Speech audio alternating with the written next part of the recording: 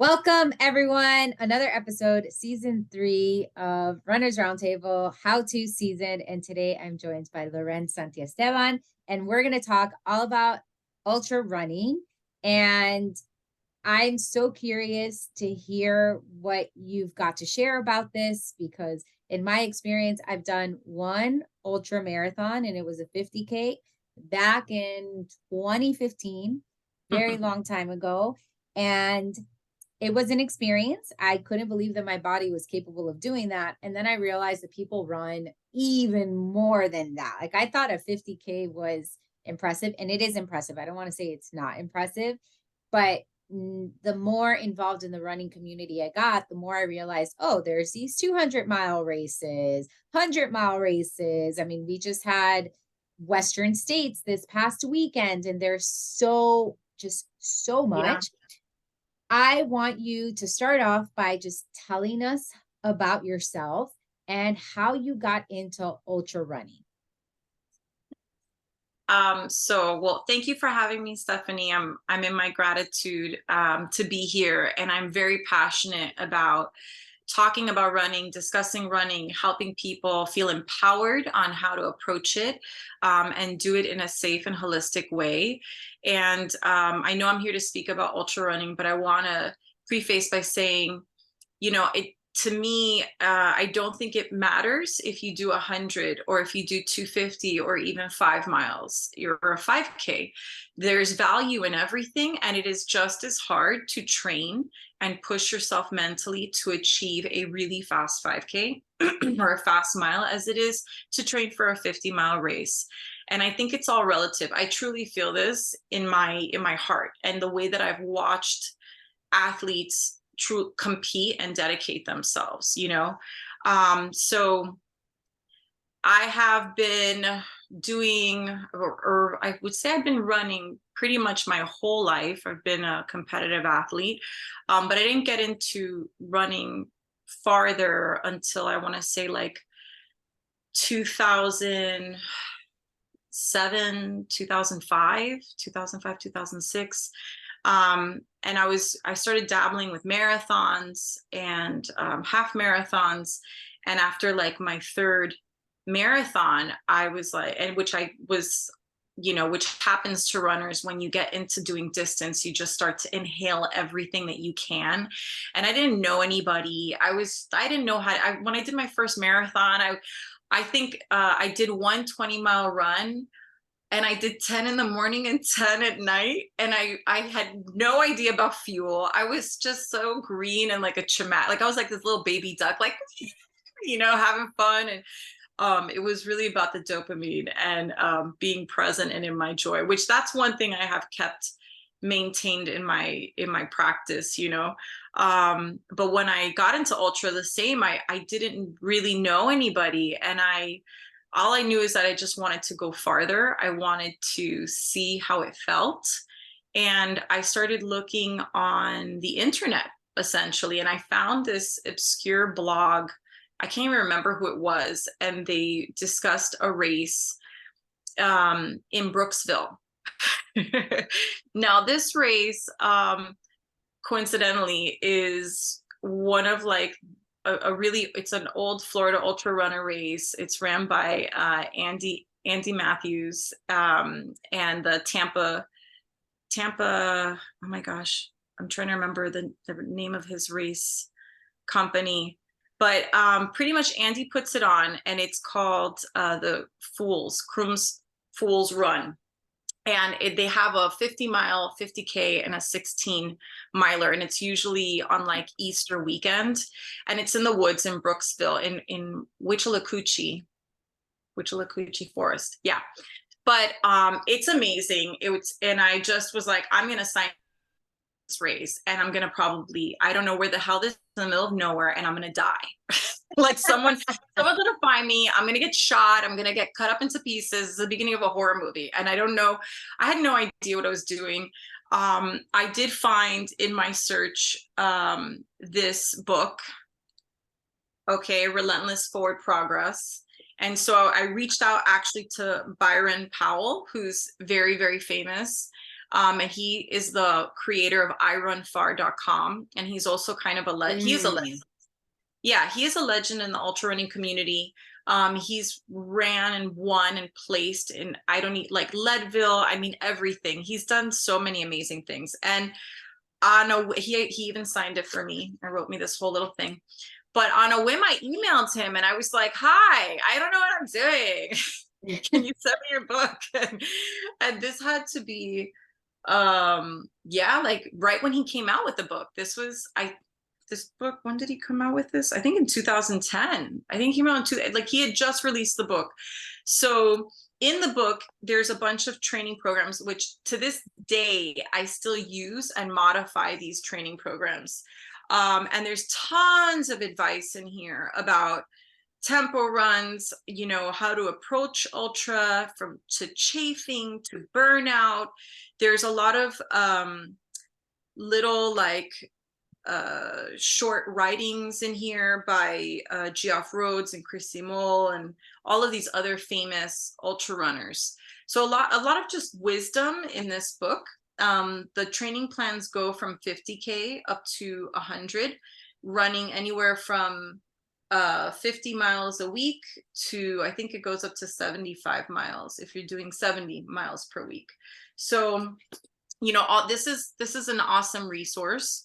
But I went into the 50K, and by doing that, I was introduced to the Florida ultra running community, which was just starting. I think it was like in the first like 2 years, 3 years, that it was like kind of just slowly becoming what it is now. Now it's like this full-fledged, a massive community that is just so wild to me. Because I remember when it was just a couple of us, and we would every weekend go meet up in the forest somewhere in Florida and run 50Ks and 50 milers every day. It's so crazy. But yeah, that's kind of like, once I ran my first 50K, I got hooked, you know, and all these people, they were so welcoming. They absorb you. They just want you to be, they're not running, they're not doing ultras for a lot, like, not to knock road runners, okay, because I think road runners are phenomenal, and I run primarily road because that's what I have access to. But I think the motivation for someone to do ultra is a very, very different motivation, it can be, than someone who runs road. And so it tends to be a very a spiritual, like, community, connect to the outdoors. You're there, it's like it brings out something in you, and people just really, it automatically, everyone bonds. Like, it's very rare to be doing, at least in Florida, these races and to meet people that you're like, oh, that person's icky. Everybody's awesome, and they're all from different walks of life, different ages, different sizes. I mean, it doesn't matter. Like, you might, the idea of like, oh, this lithe fit person is gonna win the race. Listen, that ain't it. Like, sometimes I think that's what's so amazing. It was just a tremendous education for me when I started doing ultra. Sorry, I went off on a tangent there. No, it's great because there's so many threads in there in what you shared that I want to kind of pull at, because I've heard similar things about ultra running from other people. And it's similar things that I've heard in terms of like with trail running. So I'm going to kind of take us back for a minute and just ask some clarifying questions. So in your opinion, your experience, what is ultra running? Is there like a specific distance that's the entry point for ultra running? Because in my experience, my understanding was that anything ultra is a distance, or ultra is anything that's beyond the marathon 26.2 mile distance. Is that how you would define it as well? It's I would say more people think it's like once you do a 50K, Okay. like the 50K is the gateway drug. The 50K is the gateway drug, you know. And I think what's so awesome about ultra is how it has grown and all these different facets. that you can try out, that you can utilize to be in that community. So you have like timed races where it's like a looped course, and you see how many loops you can do in a set amount of time. It could be 6 hours, it could be 12 hours, it could be 24 hours, 48 hours. They have, you know, these races. Then it's like, is it indoor, is it outdoor, is it a track, is it a pavement, is it a trail, you know, like a smooth trail that you're running on. You also have stage racing. You know, obviously not all stage racing is ultra, like depending on, contingent on what distances you're doing every single day. But there are a lot of ultras, like Race the Planet. Which one of my friends? He's like he does it all the. He just did, I believe, Mongolia. He just got back from, and he plays like such cool races. I mean, these races are insane. The preparation and gear and everything that you need is like, wow. But it's one hell of an experience. And the people you meet. I mean, that's the other thing. Like, I can't impress that enough. The friendships that you make out there, persevering, it's just, it's everything, you know. But you know, I don't want to detract from what I'm saying. So you have stage racing, and then you have obviously trail. There's so many different types of trail. You know, you have high altitude, mountainous, you have, you know, flat, a lot of fields. It could just you know, oscillate between, you know, different types of terrain. You have the terrain that we have in Florida, which can be very swampy. For people who, I would say there's only a very small group of people in the US that are accustomed to running in our conditions. I've seen racers come from Colorado, from California, from Texas, and not do well in our swamps and in our conditions. And they come with a lot of bravado, and then they're like, ah, and we're like, hold on, we got you. Yeah, So Florida will definitely spit you out like that. I mean, ugh. yes, yeah, it's not for, it shouldn't be underestimated, and it's not for the faint of heart. And then you have road, you know, road ultras, which are brutal, and I want to just be very clear. The road racing, the ultras in Florida are hardcore. And again, not for the faint of heart. We have one of our most famous ones in the entire country, the Keys 100, which Bob Becker, who is a legend, puts on. And that's kind of like we call it the big show in the fur community, you know, like everybody's getting ready for the big show. And Bob just recently took over Dave Krupski's race, which was the Daytona 100. So he's also doing that race now, which is earlier in the year, or I should say actually in the end, because it's more like, I believe November, December. But so the Keys 100 is in May. It's like it's always like the weekend of the 17th, 18th. And let me tell you something. The heat that you get, you're talking about 112, 113 degrees. The heat that's coming off of the asphalt, reflecting with the water, you know, you have tunnels, like straightaway tunnels, where it's just a vacuum of humidity and mosquitoes, and it's just grueling. So starts you know, from mile marker 100, and you make it all the way down to zero. Yeah, you got to make it all the way down to Key West. So it's, yeah, that's like, you have like a lot of different variations to test yourself in, you know. I mean, like, how crazy you want to be. Yeah, and I love that, because I feel like when I think of ultra running, and it's so silly, but when I think of ultra running, I think of the trails. Like, I feel like that's, my brain makes that connection, even though the 50K that I did wasn't on trails. It was in Chicago on, well, I mean, the lakefront trail, but it was a paved trail, right? It's sidewalks. It's like a concrete, like, or whatever it was. So I find that it's interesting for myself, even just when I think of ultra running, I automatically go to, oh, someone's out in the mountains or in the forest or any of that. And what you're telling me is that ultra running is everywhere. It's on your city streets. It can be on the track. And I've seen those races as well, where it's a 6 hour race or it's a 12 hour race. And it's literally just do as much as you can in that time. I want to go back because I'm always curious as to this particular aspect. And you mentioned it, and we're not going to poo-poo on road racing, but No, I no, am no. curious. No, I Here's am the value in curious. it. Right. Well, I'm just curious in terms of like your experience. What are some of the differences between the ultra running community and say the road racing community? That when I think of road racing, I'm thinking traditionally speaking 5K to marathon, whereas ultra yeah, marathon is a little bit different. What are the or the differences that mile. yeah, what are the differences that you see there? Because that's something that, and I had a discussion last season with one of the coaches, and we were talking about trail running.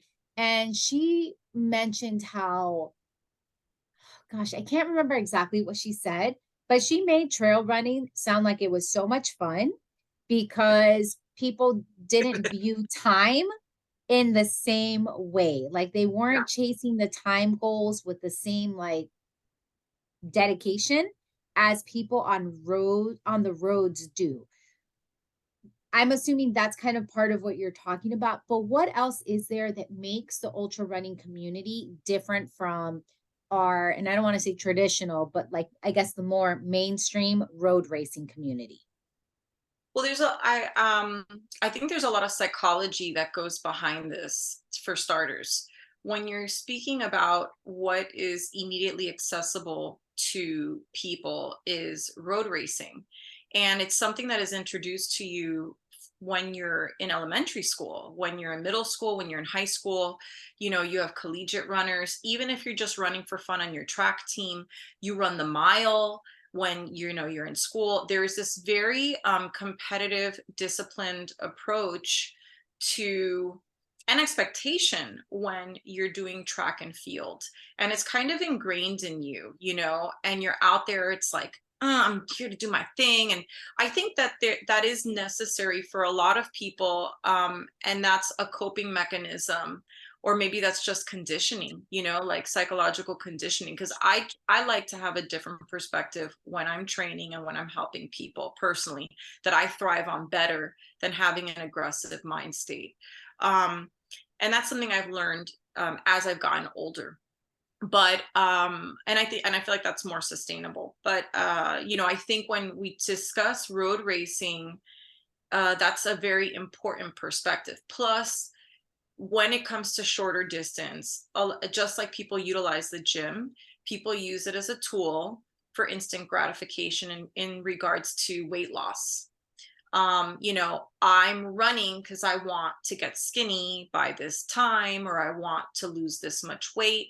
Or also another form of gratification, which I'm not knocking on any of this, because I think whatever people need to do to fulfill themselves and figure themselves out, as long as they open the door and they're on it, hopefully it leads them to something that brings them a really positive state of being in their joy and self-acceptance. So whatever that is for them. But it's this idea of like, I want a medal.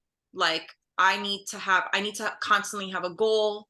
I have a race. I need to stay skinny. I'm going to run these races. I have my medal now. But, and so when they're pushing themselves so hard and the body's falling apart because they're not doing it in a sustainable way, then it's like they start to break down. There's like the psychological anguish, right? So I think, and actually that can happen too in ultra running, where people are like constantly chasing medals and chasing buckles. So I'm not going to say that doesn't happen, but I think the reason why people run so far, there's a deeper pursuit that's occurring physically. And I'm going to be honest, like, if you want to look really, really good and fit, ultra running's not it. Because you're kicking your own ass so hard sometimes that I'm just like, if I would just get on the elliptical or the stair mill for 30 minutes and lift some weights, I'd be fine. But I'm going to go run for 4 hours now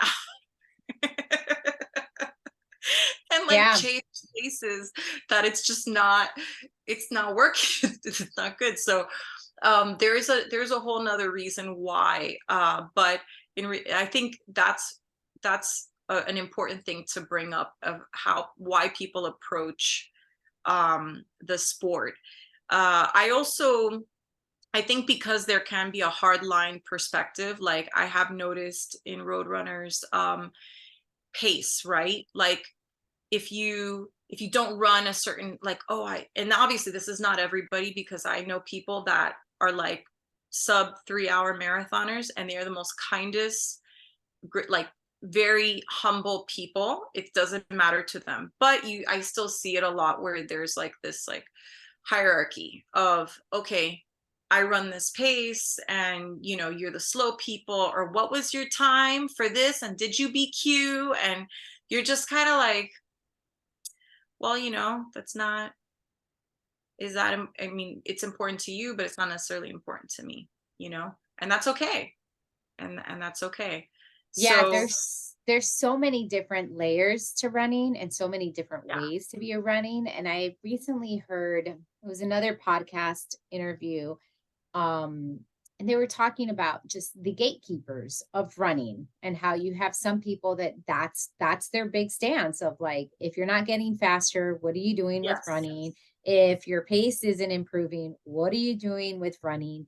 And again, my impression of the ultra community is, and I don't want to say that people aren't running fast, because people are Well, running they are. fast. Like there are definitely Yeah. people that are running fast, but it just seems like, I think to what you're saying about the psychological component of it, it's people are pushing themselves to see how far they can go. So I read this book years ago. Man, what's her? I can't remember her name. Hillary Allen. So Hillary Allen, she's an ultra runner. I think she does, I guess sky racing is more of what she does. I don't know. I may not have it correctly, but she's someone who, she was out on the trails. She fell, like broke her back and couldn't run. She wrote this whole memoir of it. And I read the memoir, she came back to running. She's run, I don't know what races she's won. I don't know what races, doesn't really matter. But when I read the memoir, it was so baffling to me because I couldn't wrap my head around how she was describing her runs, how she would go out on her runs and she would hallucinate. And she was like so tired and she didn't know what was happening, but she kept going. And I'm like, why would anyone choose to do that? Like, that doesn't sound healthy to me. It was great because this was part of a book club. So when we got together, and again, it was a book club of road runners, and we were talking about it, and we're like, why would someone subject themselves to that? But talking to you, it's just like that revelation of, that is such a common experience of the ultra running community. Now, people don't do it if it's not safe. Like, I don't want you to go out there and think you need to hallucinate because you're pushing your body to as far as you can. But it was so interesting to read that experience and then to now kind of put it together with what you're saying in terms of like the psychology of it. Like, how far can you push yourself mentally and keep going physically? And I think that is just something that I can't wrap my brain around because I haven't done it, right? Like, I did that 50K and it was in Chicago. It was in April. It was 30 something degrees. It was beautiful. I was running my favorite running path ever. Like, it was 3 loops of that. It was such a great experience. And the reason I did it was I just wanted to see if I could do it. Like, I kind of, maybe to the other end of things, I wasn't athletic growing up. I did not like running. Running was something I did when I went to the gym and I had 30 minutes to get on a machine, and that's what I did. It was never something that really interested me or that I liked. Like, it was more of a chore than Mhm. anything else. So once I got into running, like you said, kind of the floodgates opened, and then I was really curious about all the distances. I just wanted to see if I could do it. And I did it, and I was amazed at what my body could do. I didn't go back to do it because then I entered a phase of doing marathons, and it was a lot of marathons, Yeah. multiple marathons a year. Like I was just somewhere, my curiosity lies somewhere else. So again, for me, it's like, oh, this aha moment of road racers. I guess the parallel I'm trying to draw here is that you'll have road racers who push their bodies to go fastest. Whereas in ultra running, it's very much so about pushing the mind to go farther, it seems. Yes, yeah. And I so how do I put this? when you start when you start going farther and you're in the race, and let's say you're doing a 50 mile, um the first time that you do that, it's scary. Like, it's legitimately scary. I've discussed this with ultra runners before, but like when you're doing a distance for the first time, or even if it's the third or fifth or whatever, but it's the terrain, it's this like fear and hype of the unknown. And you're kind of a risk taker. Like you're kind of like, and you get to test yourself when you're out there. You get to this point where everything is stripped away, like all the BS that you tell yourself, all of the chatter in your head. It is truly an exercise, I believe, in being present. And that's how I learned how to really, really just be present and in the moment and in my gratitude.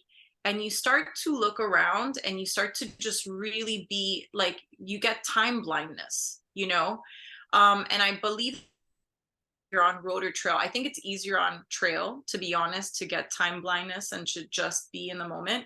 But I feel like you get to this point within yourself spiritually that you you just you have to own who you are. You find your like grittiness, like you find your primal, like your human soul, like you're just e- everything come is to that point. And what you put forward is your true self, because it's just you're bare, like you're out there and you're just like, I'm getting it done. And when you see people, because you'll be on the trail and you might see somebody, and then you might not see somebody for 2 hours, which sounds a little crazy.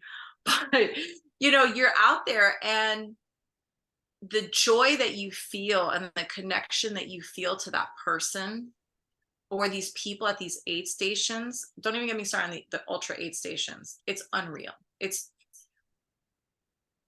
the kindness, the love that you get and what they bring to you. It's un, no road I'm sorry, no road race can compare, because like people will massage you. I have popped blisters, I've wrapped stuff, but you see these people out there, and they're out there for the same, like your minds meet, and you're having a same visceral experience, and there's things that I've seen and I've gone through being in the woods and pushing my body that I would have never have had, in my day to day, like just doing whatever I do. And I feel like it's made me a better person and allowed me better tools to self-reflect, to own my Mm. my own self and not run away from myself, which I know I'm speaking spiritually, but for me, running and doing these ultra distances is very much that. Like there's no getting away from who you are, and um you know the things that you need to make amends with in your life, if that makes sense. Yeah, it does. And that you bring up an interesting point, because when we're again kind of like on this topic of the differences between road running and ultra running, that's a big one right there, where your road races are going to have hundreds, maybe thousands of people, tens Mhm. of thousands of people in them. And ultra races tend to be a little bit smaller. Like listening to you and I'm recalling years ago, again, back when I first started running, I was all like, give me all the experiences. Let me try it all. And I did one trail half marathon. And I can still remember to this day how that was probably the hardest half marathon I've ever did in my life, because out on the trails, and no one told me this because I just thought, oh, I've done half marathons, I can totally do that. But no one told me, hey, your pace is going to be slower. Like the effort is going to feel the same, but you're going to be a lot slower. And I remember running that race and thinking like, oh, I'm moving so fast. And then I looked at my watch and it was a 13-minute mile. And I was like, I am not going to look at my watch anymore. It took me 3 hours to do that half marathon. But the thing that struck me the most was the unfamiliarity of the terrain. Like I had no clue where I was. I was like, I'm just lost in nature. And it was a loop. Like it's not like I'm running a point to point. It was literally a loop, but I'm out there running and I'm like, where am I? Have I seen this before? I didn't see anyone out there. So I thought I was lost. Like I saw people when I looped back to do my second loop. That's when I saw people. So I think that's like a big difference too between road racing and ultras, where the community is smaller. And I think even kind of connecting back to something that you alluded to earlier, it's because it's smaller, it's so much more intimate, right? Where you do get to know the people. And one of the things I wanted to ask you about, because I feel like this is such a big part whenever I talk to anyone who does any ultra races, the things that they talk about that are such game changers for them are their crew, the people that are crewing them. So it's like not only there's aid stations provided by whatever the race, but you have your own team that's following you along the course, that's out there as you are out there with your snacks, with whatever it is. And I mean, we don't get that, right? Like road racing is very much so like my support crew may be out there, but they're out there with the sign. Maybe Right. they'll have water, but it seems like crewing with ultra races is totally different. So can you kind of talk to us? What is a crew and how do they play into the ultra running experience? Yeah, no, you definitely nailed that one there. Yeah. Well, it is you definitely need, for certain races you need a support, and for distances, and then obviously the more experienced you get, you decide what you need and what you don't need. But for me personally, I don't use crews um until like maybe 100K, or and then the 100. Obviously I don't feel astute enough to do 100 uncrewed, although I know a lot of people, and they're badasses that run hundreds regularly, self-supported, and I'm in awe of them. I also think it depends on where you're running, right? So um years ago I did like I've done a bunch of 50s, and usually like you have drop bags, so you can leave your drop bags, and you study the course. Like first thing, before you even sign up for a race, you got to look at the terrain. You need to look at the course. So you're looking at river crossings, you're looking at altitude, you're looking at sandy areas, flat areas, rocky areas. What are the switchbacks on it? Like, what do you prefer running? Are you looking for something flat? Are you looking for something, tumultuous? It just depends. And try to talk to other runners, read blogs, reach out. Like on Facebook, we have the Florida Ultra Running community, which if you're interested, even if you haven't ran an ultra, I highly recommend joining. So then that way you can just hear what people say and ask questions. And so once you figure out the terrain and you figure out what you're going to need, you can decide on if you're going to need a pacer. Some races, after the 15-mile mark, after the 20-mile mark, they'll allow you a pacer. So if that's something you feel like you're going to need, you have somebody meet you at that point, and their purpose is to essentially keep you on track. You know, you don't know where your head is going to be, how foggy you're going to be. And they're going to remind you to eat. They're going to help you hydrate. They're going to make sure that your water bottles, that everything is set up. They're going to check your feet, like, hey, how are you doing? Are you chafing? Do you need to change? It all depends. And then, like, once you go farther, like, let's say you're doing 100K, and obviously you need a crew. That gets a little more complicated. So let's say you're doing 100 miles. Your crew's going to need a car. So you're going to need a car. You're going to need coolers. Let's say you're going to do, let's say you're going to do the Keys 100, because that's the one that's like, it's a road race and that's the big show. So okay, but first, hold on. I'm going to pull you back. I'm going to pull you back. Because let's pretend. Let's act it out right now, right here, so that people can kind of like live through the experience of how to do this. All right. I'm coming to you and I'm like, all right, I want to do Keys 100. Like, that is a bucket list event for me. That's something I want to do. Okay. When should I start training for that? And what does training look like for something like that? Okay, awesome. So it really depends on what your starting point is. If you're somebody who's regularly running marathons and you're averaging, about 45, 50 miles a week, you can start, I would say, give yourself about a really strong 6-month base, especially if it's your first. Like, it also depends on how many 50s you've done, because as you know, the more that you run, the more races you're on, you're banking, you're just putting that into your body like a bank. You're all right.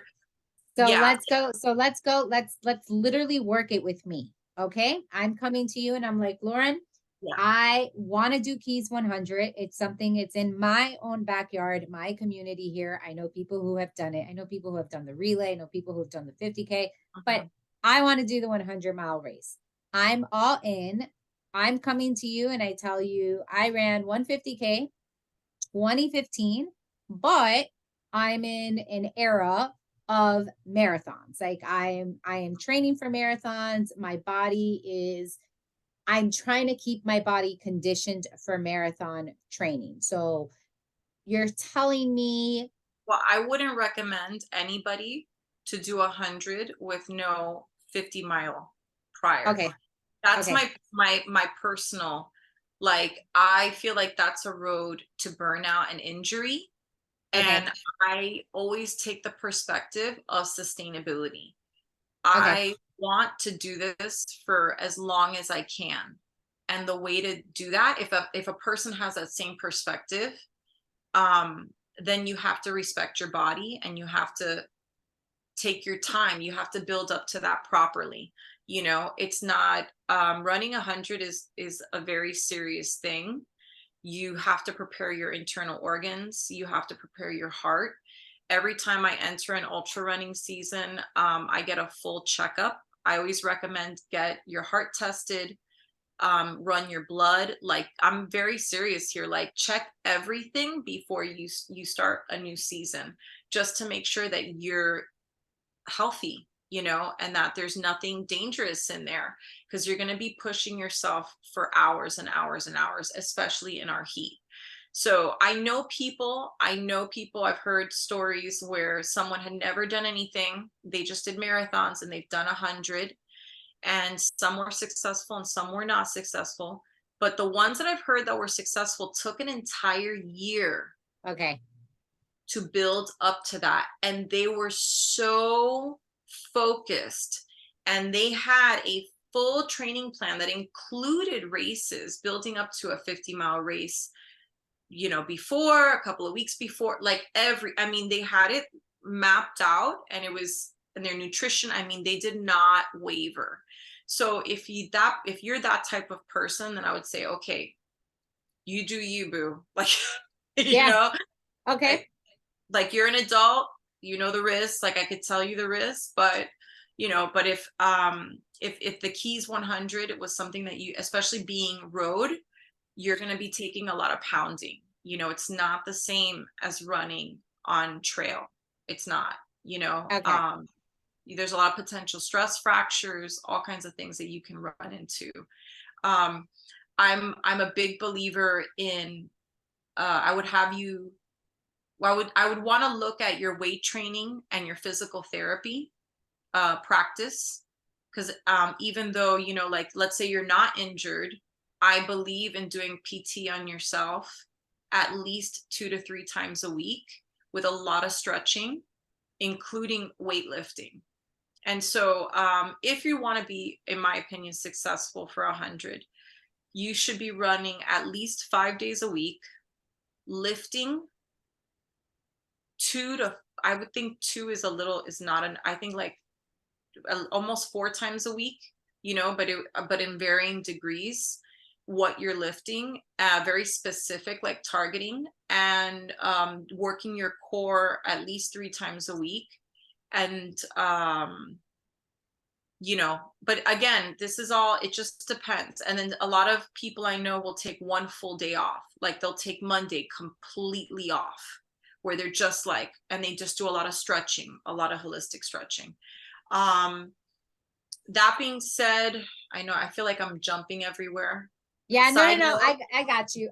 No, but side note, I am ADHD, so my neurodivergence is everywhere. No, and I got you. I got you. So I'm like, my brain is like, yeah, don't worry. I'm going to have questions to kind of like reel us back in and to clarify, because and it's funny because what you're saying are things that all runners should be doing regardless of distance, right? Yeah. Like take your rest day, make sure you're stretching, make sure you're doing your strength work, your PT, your prehab, whatever it is. Those are all things that are really important.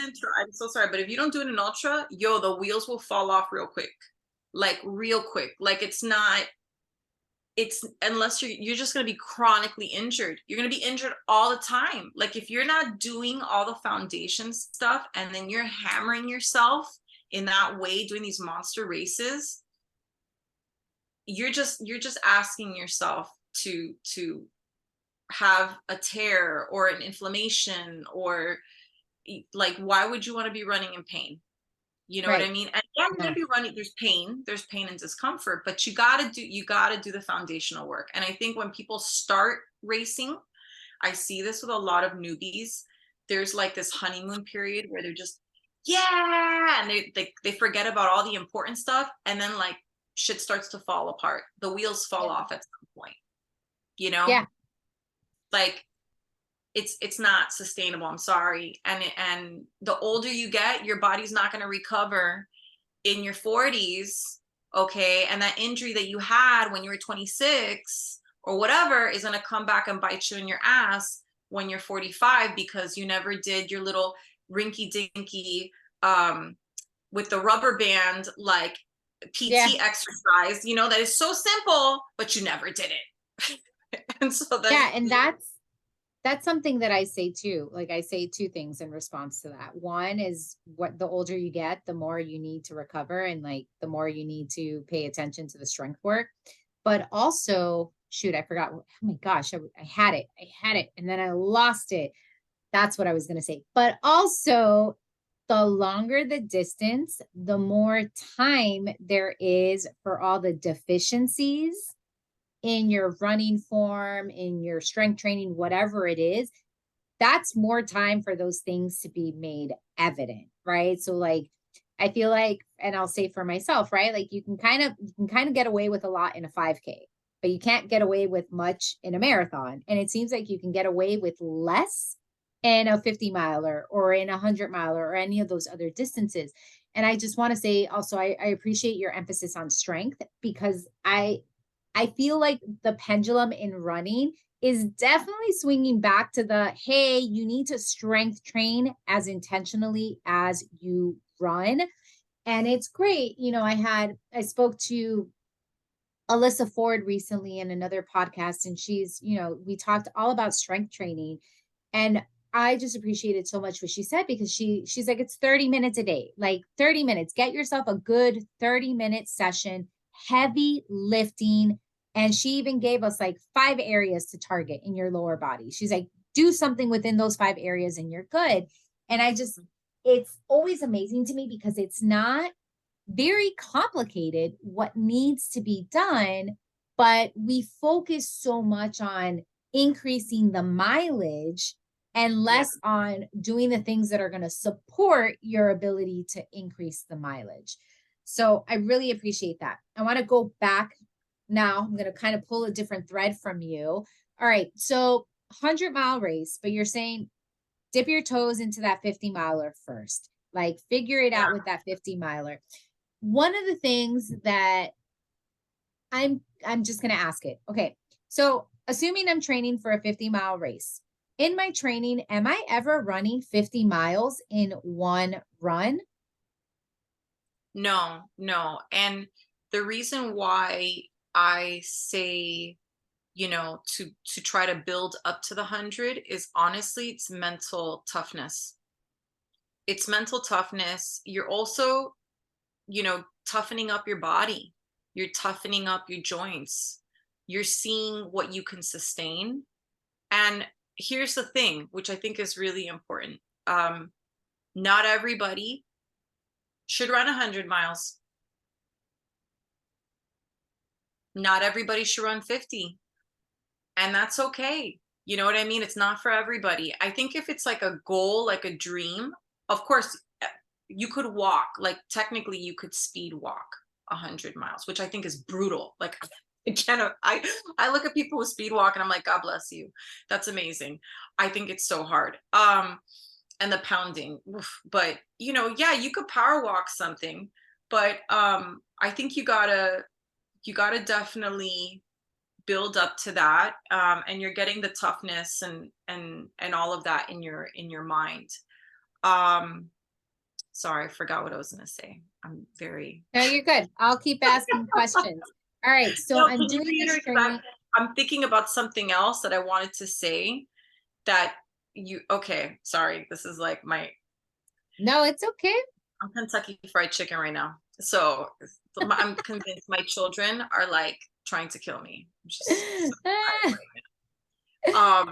It's true, but when it comes to foundational work, like a little bit of personal, like what I'm going through right now, and so that way people can understand, there's chapters, like our lives. I view our life as a book, right? And contingent on what chapter we're in, the way that we train and what we're capable of doing can change, and that's okay. And we shouldn't beat ourselves up about that or think that that's unattainable, because we're here in this spot right now. I'm in my 40s. I had 2 little children, 5 and 4, and I had them in my late 30s going into 40. And we had the pandemic, and finding the time to train the way that I would want. I tried to do 100 last summer. My kids brought home COVID. I have asthma. I suffered from long COVID for about 6 months. I was still training through it, and I wasn't going to run the race anymore, but I had broken ribs it was bad. Like I was in and out of the ER. And you have to take these things in grace. Like the amount of hours that it takes to really, like, in my mind, what I know what I want to accomplish for the 100, what it takes is I don't have that bandwidth right now with 2 little kids, running a business, freelancing, doing other stuff, like my home. Like, it's just, you do the best you can. Sleep deprivation. I mean, and I know that it's possible. I know that hopefully in 6 months I can build back up again, but it is what it is. What I'm choosing to focus on right now, I'm like, okay, well, what can I do? Right? What is the universe? Because again, I'm a spiritual person. Everybody can look at it in a different way. But when that happened to me, I'm like, okay, I got to pivot. So this isn't going to happen right now. This is not my wheelhouse. And I'm all right with that. That's not meant to happen. Who knows if I had done that, what would have happened to me, right? My health is important. Because if I'm not okay, my family's not okay. So that's the truth. So I'm like, all right, let me pivot. What can I work on? Let's be honest, what was I cutting corners on? My weight training. I was cutting corners on my weight training. I was just trying to get the miles in. I was exhausted because I'm taking care of my kids. I'm trying to do everything. And I felt, even though I got sick, I knew, because, from experience, I was like, everything was cranky, everything was in pain. I wasn't where I should be. When you're in your 40s, I gain muscle very easily. But even with saying that, I'm losing it. Like if I don't keep lifting weights, I notice that I'm losing it very fast, Yeah. faster than I ever did. So, what I could get away with before, I can't do that anymore. And so now I'm in this chapter where I'm just really focusing on getting as strong as I can. Like I want to build my house like a damn brick. And then I'm still running and I'm doing what I need to do, but not like monster miles, nothing like that. It's all where my head is calm and it's sustainable. But then when I get into training, I'm going to feel fresh, I'm going to feel strong, and I'm going to have this practice of consistently doing this thing, and it'll amplify me. But you have to have patience, you have to have perspective, and you have to have accountability, and also have grace with yourself. I notice with runners, they struggle to sometimes have grace with themselves because they want this thing, they have expectation, they've done it before, and then they're just like, oh, like I had a friend who was like in a similar situation with his kids and his work and everything. He's like, God, and I'm like, yo, this is just one chapter. And now he's out running in the Gobi Desert and stuff. So, fast forward a year and a half and look at him, so I just think we just need to be patient and be consistent with. Yeah. Yeah, And sorry. that's so important. No, but that's so important because oftentimes we get caught up in the race results or the races, and the race is going to happen again next year. The race is going to happen again the year afterwards. So if it comes together this year, great. If it doesn't, that's fine as well. And I appreciate that, but I also know how hard it is. Like where people see it as if they don't participate in it, they're missing their chance. They're missing the opportunity. But what you're inviting people to do is to look at where can they grow that maybe they didn't have time to grow. And that is also just brings me to this thing of, and I often talk about it with people that I work with, or people when they come to me and they're asking me about different distances. One of the first questions I ask is, what time do you have for this? Right? Like, how much time do you have for that? Because I think of, even just for myself, right? For myself and how I like to coach, and in my experience, what's worked for me, it's when I'm in marathon training mode, marathon 26.2 miles. I like 5 days of running. For some people, Yeah. I think minimum for marathon training is 4 days. Like that's your minimum. But even then, we're working our way up to about 40 miles, between 40 to 45 miles. And again, that's what's worked for me. And I'm like, that's a marathon. And there are days where running feels like it takes up a lot, especially when we add in what's the strength training that's being done. What are all those other things that add time to this goal? And I can only imagine with an ultra race, that's more time on your feet that you're running. Even if the strength training and the stretch piece, even if those things stay the same amount of time, you are spending more time on your feet with running. And I go back, I'll give myself as an example of when I was training for that 50K. I didn't know what I was doing. I went online and I found a plan. And the plan that I found was very much so, it was just back to back long runs. Like that was the signature of it. And I remember my kids were younger. I believe they were 2 and 4, or maybe 3 and 5 at that point. And I would do the mom thing all day and then put them to bed and go run on a treadmill. And the longest I ever did for the 50K was, I believe it was back to back 15-mile runs, or if not, it was like 15 and then 18. It was something like that. that I couldn't even believe that I did, and just saying it out loud. So that was one of the things where I'm like, well, this really does. And that's that for me, when I did it, I basically stacked training. So I had ran the Miami half, not the Yeah. Miami half, the Miami marathon at the end of January, February. And I just kept building from that in order to get ready for the 50K. But it was that I had all my other runs, but now all of a sudden, Friday was a long run and Saturday was a long run as well. So it was just more time, more time. So I'm curious, when we're talking about this 100-mile race, what are some of the long runs distance wise? So I'm going to give you an example. And this is like standard. This is relentless forward progress. So like, let's say he has here training, and obviously this is adaptable, like people can manipulate this, but training plan for races of 40 miles to 100K on 50 miles per week. So the peak, he has you peaking at, what is this? Where's the peak? 46. He does have like a few 50-mile weeks. This is if you're running 50 miles a week. Then he has 70 miles per week. You're doing a 50K to build up for it, but he has you doing, well, actually, I prefer the 70-mile a week one. I kind of feel like, or the middle, like 65, like 70 can sometimes get me injury, but you'll do like a 22 and an 18 miler. So 22 on one day, 18 on the next, 25 one day, 12 on another one.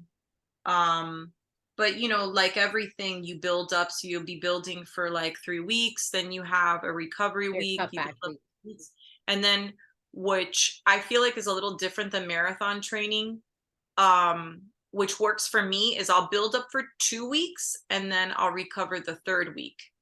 And I feel like I need that more.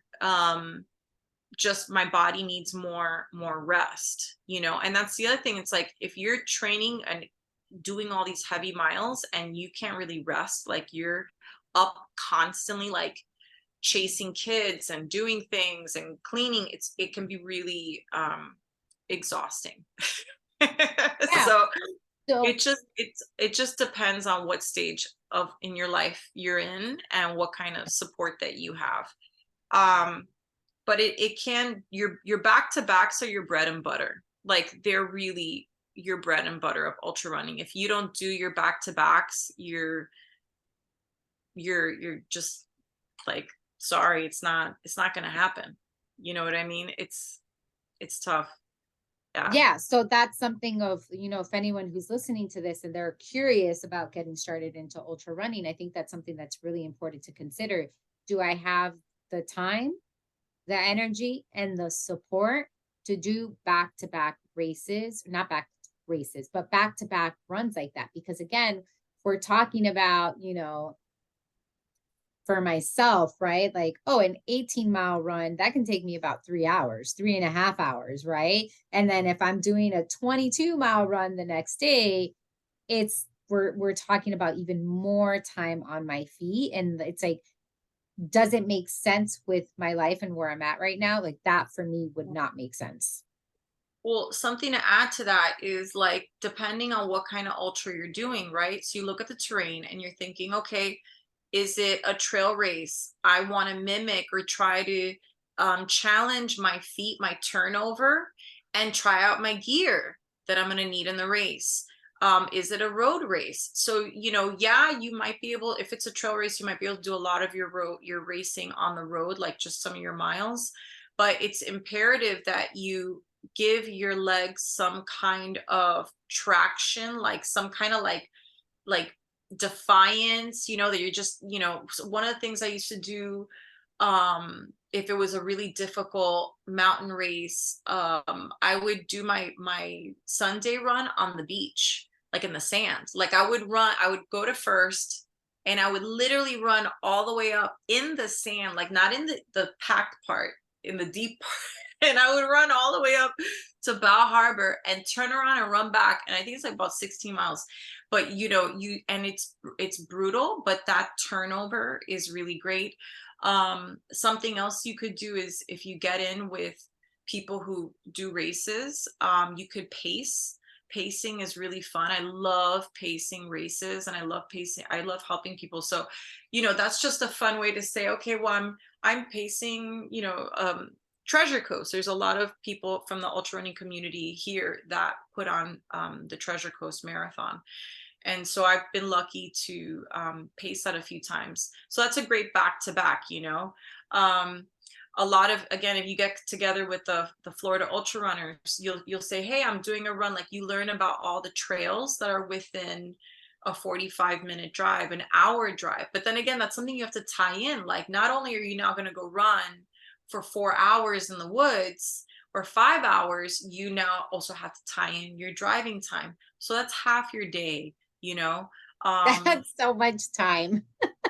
It is. And trust me, they make it worth it. Like, you get out there and everybody's just so much fun, and we're all in it to win it. And there's like, everybody brings out coolers and chicken, beers, and just after you chilling and telling stories. But it's definitely like it's a commitment, to do something like this, and it's time away from your family. So that's something important. And you're not going to you can't go out the night before, you can't. It's like a lot like like marathon training, I mean, sometimes you can get away with it, like, I'm going to go out, but it's your rest is imperative to your training in that training cycle. Yeah. So it sounds like, and recovery is so important. It's important regardless of the distance that you're running. And so is your rest recovery. But it seems like that within ultra running, it's even more important because you are challenging your body. And it's so funny because I'm thinking of, 18 miles take me 3.5 hours. And I'm like, that's what I'm assuming if I'm on the roads. But the minute we're adding something else, it's going to be a lot longer than that. So I really like that you brought that up, because the greater the distance, the greater the time commitment that goes into that distance. And again, you just need so much support. I'm going to pull us back again.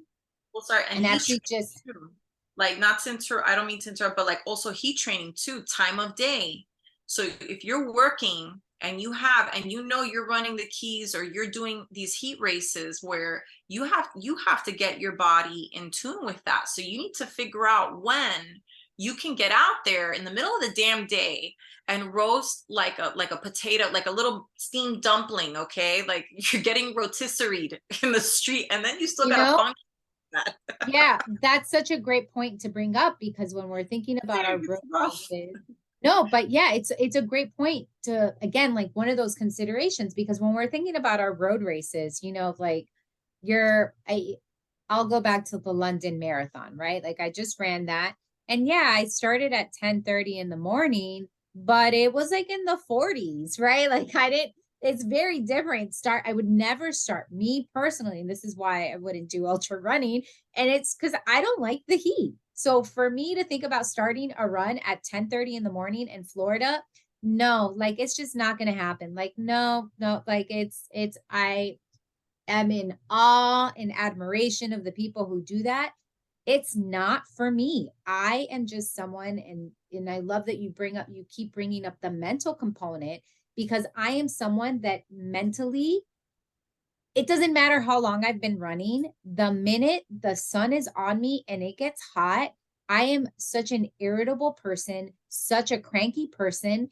And that's just not in alignment with how I want to approach my running. I want to have fun when I'm running. And sure, can I train myself to deal with that? Cool, but that's really not where I want to be. Like, that's just my preference is not that, because that irritability that I experience on the run, it then translates into everything else outside of the run. And I don't want to come home and be cranky with my children. I don't want to come home and be cranky with my husband. I don't want to come home and feel like I don't have the energy to keep up with my life because the sun completely sapped me. So that's something that for myself at this phase of life, that's something that for me is not, just doesn't work for me, which is why I did that 50K in Chicago, because my kids were younger. I was younger. I could recover faster. It was a course that I loved, which brings us back to what you said of like, do your research. Do your research on where you're running. What's the terrain? What's the weather? What's the time of year? Because again, I admire people who do the Keys 100. And yet I'm like, that is just bananas because it's in the middle of May and you are running, even if you start at 6 a.m., Oh, incredibly early, you're still running middle of the day. as a disclaimer, as a warning, Bob Becker has a sense of humor. So yes, he starts the 100. I believe he starts at 6. He starts doing the waves at 6:30. But the 50 doesn't start until 10 a.m. Yes. Yes. Okay. I remember seeing that. Mm. I remember seeing And the that. I had a 50K, oh, the 50K, I think it's like he starts it like at 1 or yeah, 12. And yeah. I have a friend, I remember years ago when I first heard about the Keys 100, she was like, I'm doing a 50K. And I'm like, oh, that sounds so interesting. And I looked into it. I saw the start time and I'm like, nope, that's just not for me. Like, that's again, like, that's a limitation that I have. That for me, that's a hard no for me, simply because I know this about myself. I don't do well with the heat. And yeah, for me, personally, kind of going back to something again you said earlier, for me not to burn out in this sport, that to me, that is immediate burnout. Like that leads me there because again, I start to get really grumpy. I start to question why I'm doing what I'm doing. My brain does not adapt to the heat in a way that strengthens me. What it does for me is that it really, it makes me doubt myself. And mm, for something that I love and I do dedicate a lot of time to, I don't have the capacity to entertain doubt, nor the energy to constantly try to talk myself out of that. And I think that's just like, there's we're built differently, right? Like I hear you and I'm like, oh, I that's love that. ultra That running. sounds so wonderful. Ultra running is constantly like, you're just like, you're like, no, no, so, Yeah, but I just I don't. I pick my poison and my poison is something else. And that to me, again, like I can appreciate it and I admire it so much. And yet for myself, I know that if I want to hate running, that's the path that I take. And I don't want to hate running, so that's the path that I avoid. Like, and well, that's totally okay. And again, it kind of connects to what you said in terms of like, that's just the season of life that I'm in. And it's also a product of where we live, right? Like in Florida, I again, I don't. When I lived in Chicago, I was out year round because the temperature, it didn't get as hot or there was just a little more variation. Whereas in Chicago, it was like, oh yeah, you might have like a few days of heat. Whereas here it's just constant heat and it just gets hotter and hotter and hotter. And again, doesn't like I don't, yeah, doesn't I don't do well with that. That's me personally. I just don't do well with it. And it's fine. I accept that about myself and maybe I'll change in the future. Maybe I won't, but right now in this season of life, that to me is something that I just cannot wrap my brain around it. Yeah. Well, food for thought, literally about food. Um, Something that you start to learn. I know that I don't know how in tune, because when I started noticing this, I was doing ultra, and this was in my research. And when I started, because I felt the way you felt, like I know I completely understand what you're talking about, and I have felt that way. And I got to a point where I didn't want to feel that way. And so then I had to think, well, what do I need to do? And I'm saying this for anybody who gets to that point where they're like, okay, well, how do I overcome this? And what are the tools that I can try out in my toolbox to make this a possibility for me. So number one is nutrition. In ultra running, you have to really listen to your head. So there's different, you know, I know in marathons, like they'll say, you know, first half you run with your body, second half with your head, and then the other half with the last part with your heart, right? So ultra running, you know, you're running with your grit, with your spirit, but like you also have to pay attention to where your thoughts are going and what you want and how you're feeling. Like if my head starts wonking out, I know that something's wrong internally with my nutrition. If I start feeling a certain way, if I start feeling down, if I'm like it, you know, irritable or something's off, my nutrition's off, my balance, my, whether it's the sodium, potassium, proteins in my bodies, the fats, I need to then say, what do I need to regulate? You know, it's about preparing before you do those. And I, to be honest, I run in the heat almost every single day. Like I didn't this morning because I have a lot of stuff to do, but I usually run like at 12 or 1. I usually do. And it's just, you know, like my life right now, this is where I'm at, but and so I'm very used to it. It's brutal, but I feel like I'm an iguana, and I'm at a point where I love it. But I've gotten to that point. Like I wasn't always like this, and I'm being completely honest. Like so you got to look at how you prepare your body, how your hydration is, your nutrition level going into that. And then also immediately after you get back from your run, how do you stabilize your body? Are you putting protein into your body? Are you rehydrating? And that's going to get your head where you need it to be and your body to kind of stabilize. And then you get used to it, just like weightlifting or anything. When you get the fatigue, your body eventually adapts. And obviously everybody's different, you know, perspective, I think that when you have a certain perspective going into something, knowledge, science is key. So when I know how something works, I know how to approach it, what to expect, and how to mitigate it and say, okay, well, this is what I'm going to do to, you know, go around this. And when you're doing ultra, which I think is similar to road racing, like doing marathons and shorter distances, you never know what's going to happen. You never know if it's going to hail. You never know if it's going to be you know, a random weird 95-degree morning. Like I've ran the Miami Marathon I don't know how many times, and there's been years where it was freezing, oddly freezing cold, and then days that it was like people were passing out, like throwing up and passing out on the side of the road because it was so hot and nobody was prepared for that level of humidity and heat.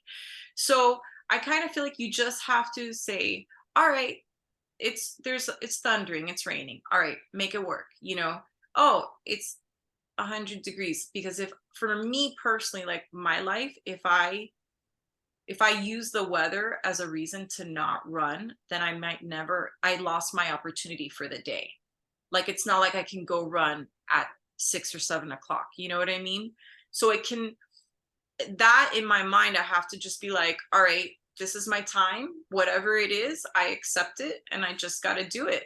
And when you open yourself up to that, you just it's that make it work mentality, which also happens in ultra running. Like you just got to make it work. You know, you're out there, you might get lost in the trail. You know, the race that you had, you're having hip pain, maybe you're having chronic diarrhea, maybe you're dehydrated, you started hallucinating for a little bit, you sit down. All right, I'm going to chill for 30 minutes. I got to make it work, get my head back on, be in a positive state, be in my gratitude, got to go. And then you get out and you do what you got to do. So that's when it comes, and obviously heat is not for everybody. Like I'll give you an example. I don't like the cold. I love the cold. I mean, I'll deal with it. Like I like 60s. Okay. Like I'm down with that. But when we're talking about you're going into the 50s, 40s, and I've done ultras where it was hail and it was so cold. They're like, don't be outside. You're going to die. Don't breathe the air. And I was out there in like the forest and I'm like, oh, okay, this is it for me. So I'm not like, I'll do it, but it's not my jam. I'm not a cold. I don't like the cold. I don't like all the gear. The Okay. So I think that's what it is. And I'm someone like I've heard people, and again, like I am not, I don't like the heat. I truly don't like the heat. Like there's medical condition behind that probably explains it. And like, there's just, for me, I don't like it, but I love the cold. Love the cold. Like I've heard people talk about, again, it's like I can't wrap my brain around when people say that they can't breathe in the cold. And I'm like, wait, how can you not breathe? That's when I breathe the best. Like, right. So like, I think it's that where it's for me, it's I I like the cold. I like that, just the cold invigorates me in a way that heat just doesn't. So like I'll laugh when, on Garmin it'll tell you heat acclimation, right? Like that's one of the functions. And on mine it says heat acclimation 100%. And I look at that and I'm like, you're lying. You're lying because I don't feel like I'm acclimated, but also it just speaks to, again, like the mental side of it, where truly the longer the distance you go, the more mental work you have to do, because it's the reality is come a race day, doesn't matter. You're going to have to show up either way, whether it's hot, whether it's cold, whether it's raining, whether it's snowing, whether it's hailing, like whatever it is, that's what you've got. And that's what you have to deal with. I find it so, the discussion is always around weather is so interesting. And I have a run coach, and I remember years ago, she told me the weather doesn't care about you. So why do you care about it? And that was so pivotal for me. And every year that I've gotten older as an athlete, it's definitely been, sorry, she wants to get down.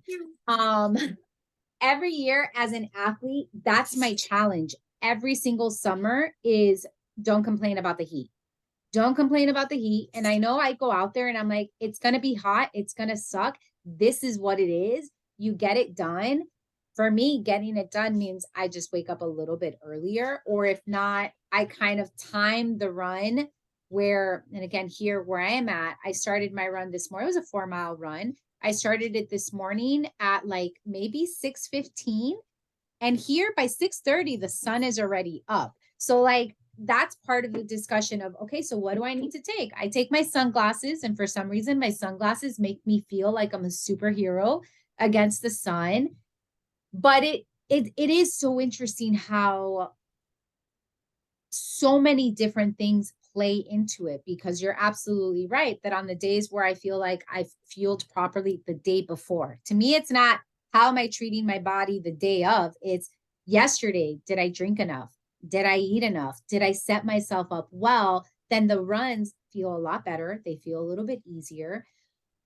So I just love that you're pulling all of that stuff in of, it's not as simple as I don't like to run in the heat, even though I No, just don't. But it really does go to how hydrated are you? Have your electrolytes? Have you been fueling yourself well? What are you consuming while you're on the run?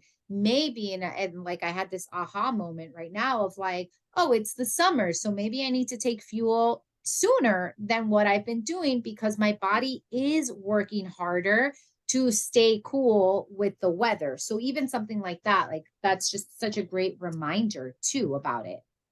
no, and hormones too. I mean, especially I don't, this is for women really. I mean I think guys definitely go through their hormonal change. They have things that happen to them, as they get older. But I can speak as a woman and I can say, if you're menopause, if you're premenopausal, if you're menstruating, if you're ovulating, all of these things that you feel, and you will start to feel it much more intensely as you get older. um your body is changing, and the way that you approach your training, that run that you have, if you track your ovulation and your menstruation, or your perimenopause, or whatever you're going through, and you correlate like your training ups and downs, you're going to see there's a pattern. It's wild. When I've helped runners before, one of the things I try to do is be very cognizant of their cycle, because I'm like, look, you're not going to get the same output. Sometimes you will, but if you didn't sleep enough, if you're stressed out at work, all of these factors, they affect your mind, your mental space, your fatigue. Like, I don't know if this is, I'm very open, I don't get shy, but like last month, I had my menstruation, and the amount of fatigue that I felt in after, which I was shocked, because I thought, okay, it's over, I'm gonna feel great. And I was just like, this deep, even running 5 miles, I felt it in my bones. Like I was just like, oh my God. And I don't know, like, I don't know what that is, where that's coming from. You got to do the research, talk to a doctor, but that's something to also be very aware of in your life. Like, what is going on with you, and be open about it. Talk to people, figure it out. Do you need to take new vitamins? Are you lacking iron in your body? Like, what is happening here? Something I wanted to add is, let's say a person, and I highly recommend this, like, I can't even, I'm so big on this. Even if you're interested in ultra running, it's kind of like the naughty person that you're interested in dating, but you're like, no, I'm too scared to date you. I know it's bad for me. Like, like you're just kind of like, a little shy. Volunteer. Mm. Contact the race directors. Reach out to them. When I tell you that these people, I know them, I know so many of them personally. They're amazing human beings. They do this, they're not making money off these races. I can guarantee you, they all have jobs. Okay, they are doing this for the sole love of making sure that the community has this, that people stay together, that you have this experience. It's for the joy. Okay, and if you call them up, or you email them, or you message them through Instagram, hey, shoot them a DM, hey, I'm interested. Well, I don't know if I'm ready to race, but can I volunteer? Can I help run one of the aid stations? I don't know what I'm doing, but if there's someone I there love who can that. tell me what to do. When you volunteer at an aid station, that is one of the best ways, number one, to meet people in that community, and number two, to see what it takes to get these people from point A to point B.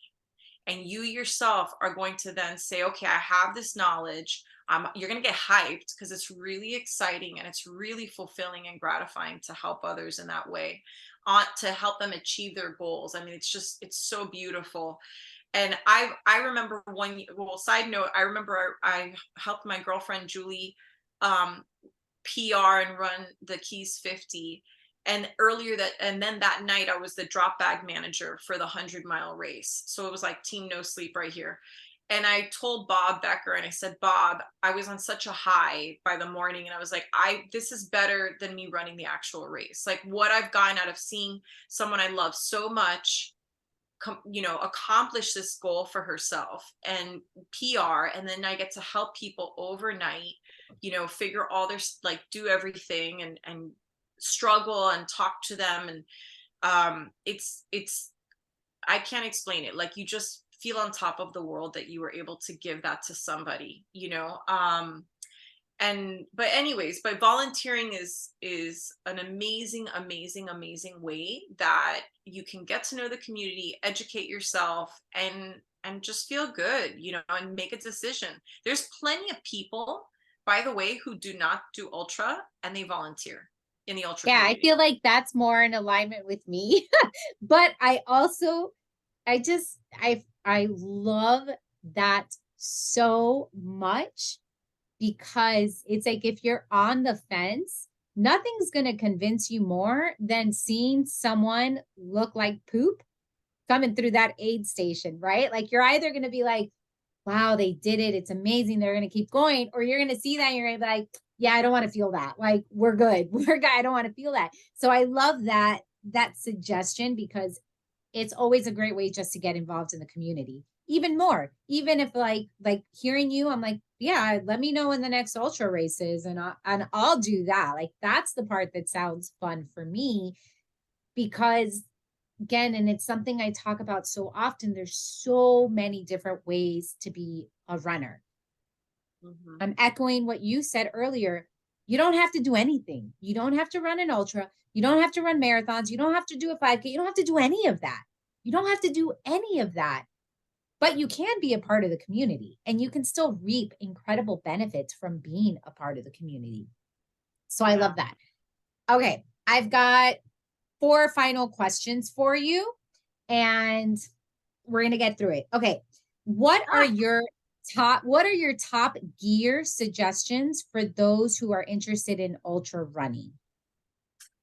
okay. So, if you're doing trail, well, I would even on road, I do marathons with a pack on. I do not let, and my stomach is very fickle.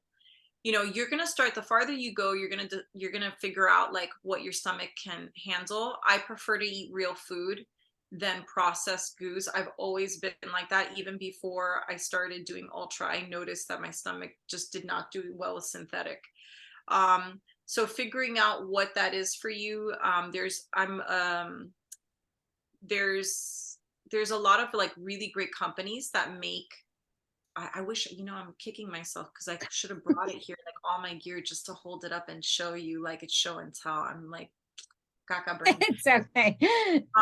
Yeah, I can send links though, so then that way you can have it. But there's, you have like Nathan, you have Camelback, the usual suspects. You have Ultimate, Aspire.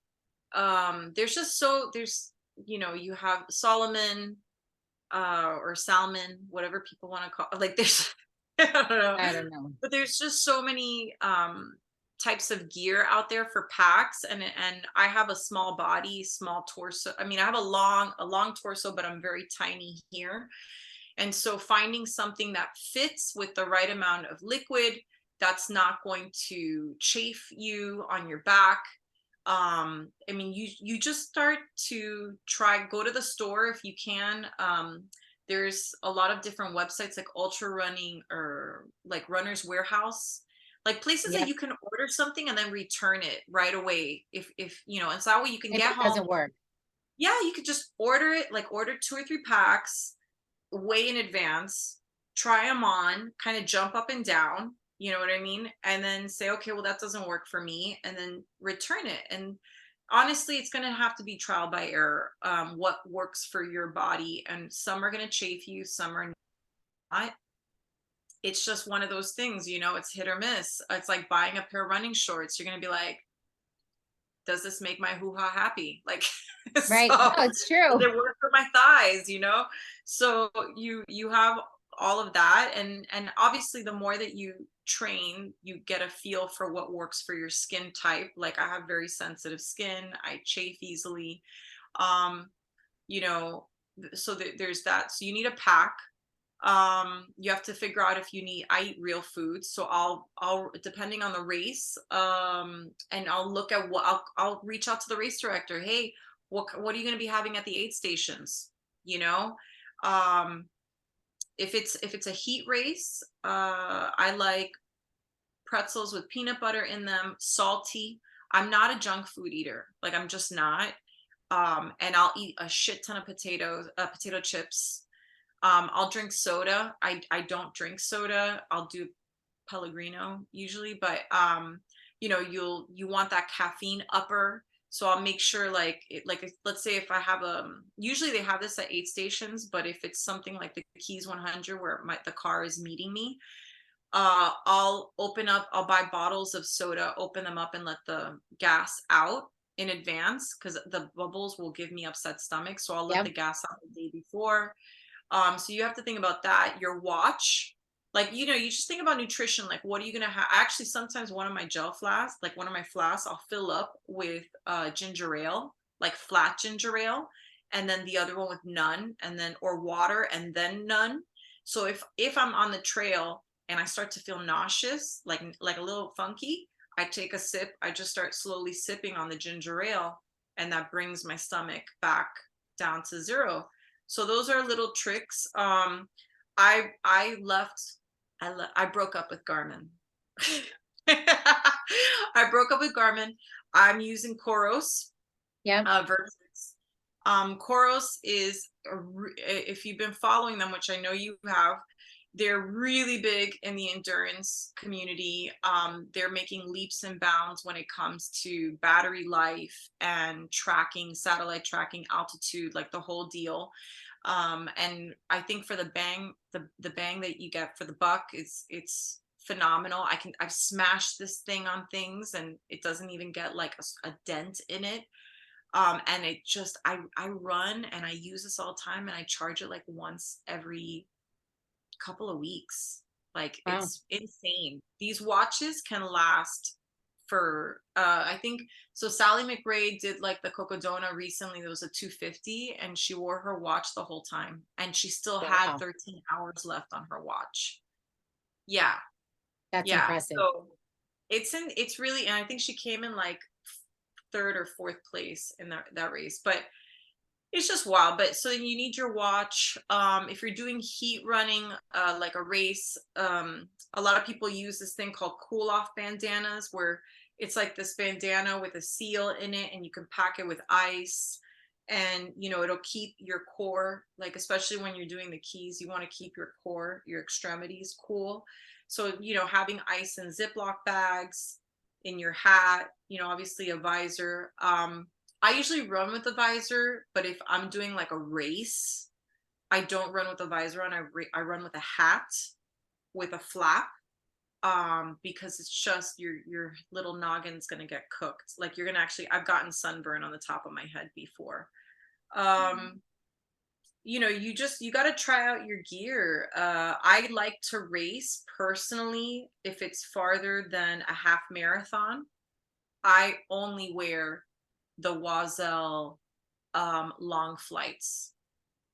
So do you know which one I'm talking about? That it's a seamless one. So the Okay, no. Oiselle, yeah, like I'm so sensitive. I have to wear, like, my pants have to be, my shorts have to be tight, and they have to have like no seams. Like any seams I'll end up taking off my shorts and having it burned, tattooed into my Where legs. the Like that's seams how were. sensitive. Yeah, so I'm just like, okay, well, what's compression? What's not going to ride up my thighs? I don't care if I have wonky sun, like tan lines. Yep.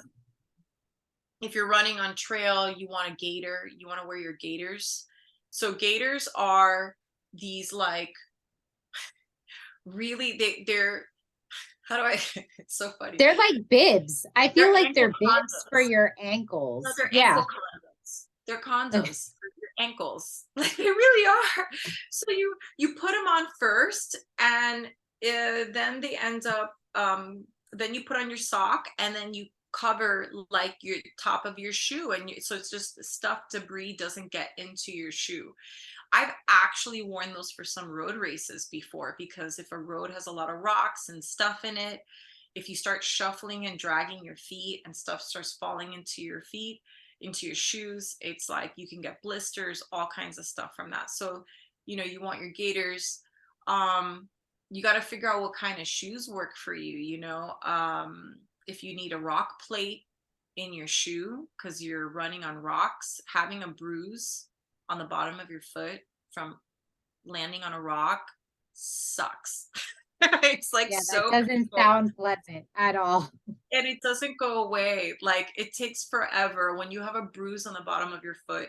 So again, testing out your gear, going somewhere and trying on shoes in a place that you trust. I mean, I personally, where I go here in Miami is one of the oldest running stores in Miami. I think they were around before Footworks, which is the runner's high on on 112th and US 1. They have a policy that if you keep the receipt of the shoes, and you could run in them every day for 2 weeks, and if they are hurting you and they don't work for you, you can return them. The store was originally opened by Bruce Wilk, who was one of my old physical therapists, and the whole staff is trained they're all athletes, and they're all trained like a physical therapist to analyze your gait and to look at you running on the treadmill. And they don't, what I found is they don't care about selling you the $150 shoe. If it's the $40 shoe that works for you, they just don't want That's you to what be. they sell. And they Yeah. work in correlation with the physical therapy office that I go to, orthopedic rehabilitation specialists, really long. And I swear by them, they're amazing. But Holly and Cynthia. So those are my friends. But yeah, I mean, I know that there's other running stores, and I know a few of our friends are probably going to slap me for saying this. Okay.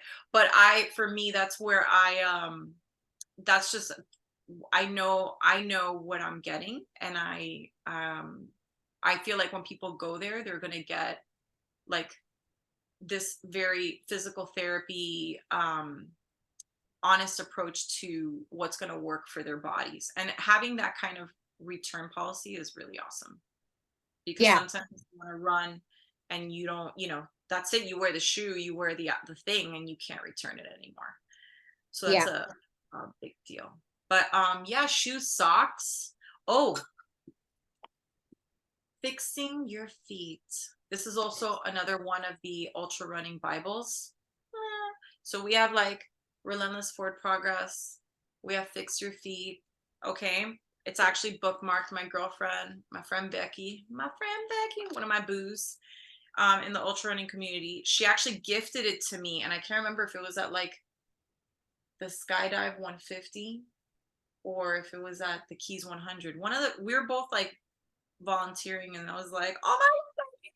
And then she was like, here, girl, I got this. And, but that's how people are. Like, it's just, so this book is phenomenal. It's by John von Hoff. And it can tell you everything that you need to know. I mean, there's just the deep look at this. This is about fixing your feet when you're running in a race. This is everything. I mean, and look at the front cover. It's pretty nasty.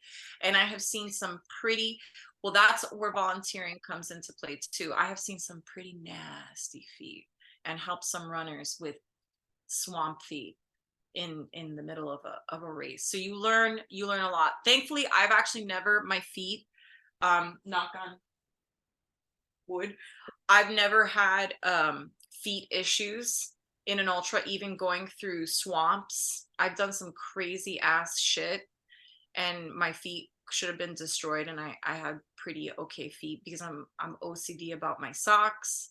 I do my own pedicures. That's something also Sally McRae does, which I was happy to learn about her. I don't know if people know who Sally McRae is. Yellow right? Runner. Yeah. Yellow Runner on Instagram. Mm-hmm. I got to meet her years ago. I want to say in like 2014. I think I was doing like the Ray Miller out in California. I did the Ray Miller 100K, and she just happened to be there, like just saying hi to everybody. And I was like, oh my God, that's so nice to meet you. So I was like, I had known who she was, and I was very like starstruck, She's to meet. incredible. She's someone that, again, like, she's which is why I love how you emphasize strength training, because she hits it hard with the messaging of, you have to strength train, you have to lift heavy, like you have to do it. So Jesus, that was a dog. if you saw. So I love that. Okay. I was gonna say there's so much to talk about here. Yeah, you need to know what works for your body with chafing. Okay, like straight up. Yeah. What works? Aquaphor doesn't work for everybody. Vaseline doesn't work for everybody. There's like what's the one? The nut butter. There's one that's called nut butter that everybody loves. There's all these different, things that you got to try out. And seriously, PSA, some of it destroys your running gear. So you got to figure out how are you going to wash it out of your shorts or your sports bras, because then those microbes get in. Don't even get me started. So that's a whole nother thing about maintaining your gear, taking care of it. I keep all my bladders in the freezer, by the way. All my water bottles, all my bladders are in my freezer so they don't grow mold. That's a side tip, pro tip right there. Okay. I love that. I'm gonna start doing that with my little water bottle. Just keep it in the Yeah. freezer. Yeah. I wash them, dry them out, like make sure they're dry. And even if they're if they have a little water, it's okay. But I freeze them. I keep them always in the freezer. And that way they're like, so there's just all these things that you pick up on the way, and then the more friends that you make, you get on these like Facebook, the Florida ultra running community, you just start to learn things that people write about. There's also another, I think it's called Trail Ultra Runners, and that's another group on Facebook. And so, you can like learn about all of this stuff. Sorry. It's like with anything. Once you get interested, you start diving into it. And it really is very personalized, what works for you, what doesn't work for you, but ultimately you don't figure it out until you start trying it out. Okay. If you could give one tip, just one, and you're like, this is the tip you need if you're going to get into ultra running, what would it be? Oh, also handheld water bottles. Sorry. I just totally missed that. I run, even if it's a 4-mile run, I'm so sorry. My brain is like, again, la, la, la, la, la. People are like doing can up there. I always run with I like my Amphipod handheld, but I'm a big believer in always running with hydration in any way, shape, or form. And I personally drink none right now. But I've heard that when you're doing like really like a lot of my friends will drink like drip drop and like all this other stuff that's intense. There's one that's like IV, I don't know what. Yeah, the liquid IV.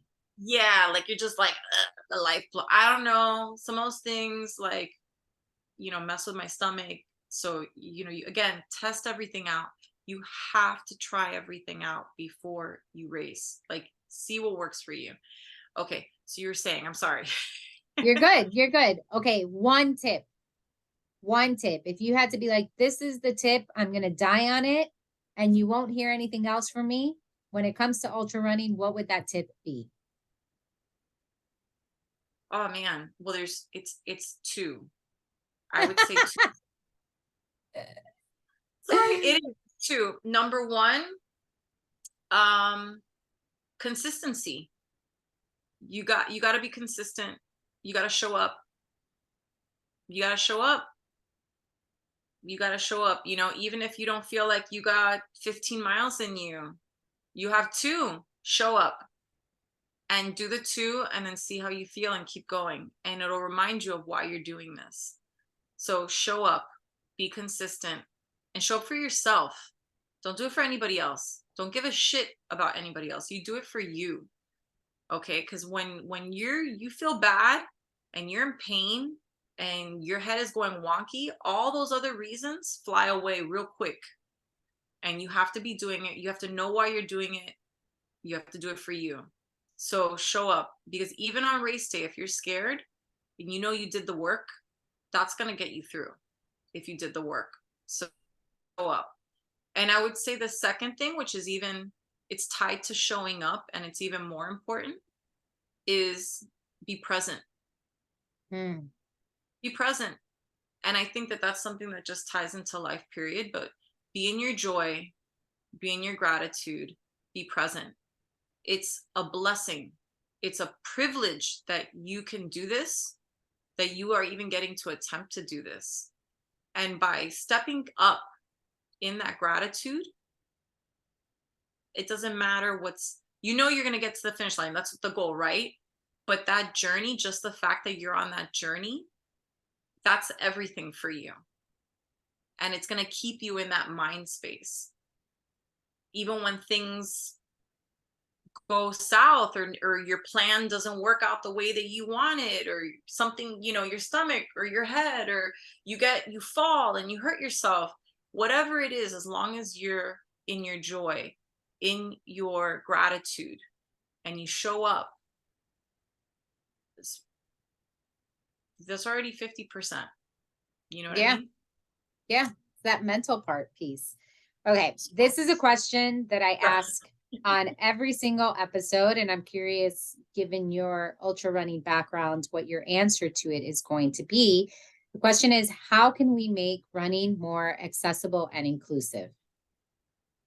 Oh man, that's so important. Um, I think we need to be transparent with each other. I think we need to let go of the stigma. You know, you talk about strength training. When I was coming up as an athlete, I was very muscular. I played fast pitch softball and I was a catcher. And the bigger I was, the stronger I was, the more powerful I was. But then, you know, that doesn't work for society, especially in the 90s and in the early 2000s. And and then when I started running, I remember even doing marathons, and you know what I look like, you know what I mean? Like, yeah, and people would be like, "Oh, I literally have to me, you're a runner, you look more like you do CrossFit or you do um Spartan," or which there's nothing wrong with that, but it's just like the people were like, "Oh, you can't be very good at running," or there's this stigma. And I think for it to what to broaden our community, to empower people, we need to stop being so hard on ourselves, because the reason why we're hard on others and we judge others is because I believe we're hard on ourselves and we have that hidden trigger, that hidden agenda, that hidden trauma within ourselves. So we're reflecting it on others.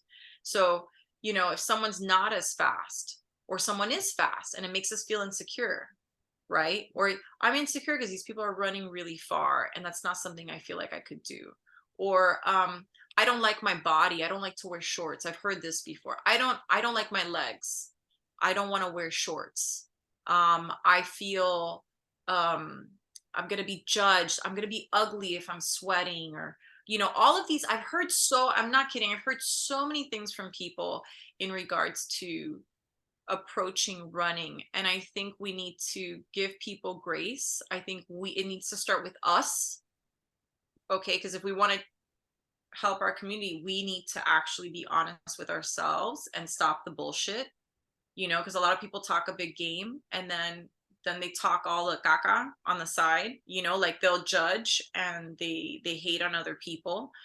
um so I think it's okay for you, like, you know, oh, that's like, applaud people for their achievements, but also applaud people for taking a chance, you know.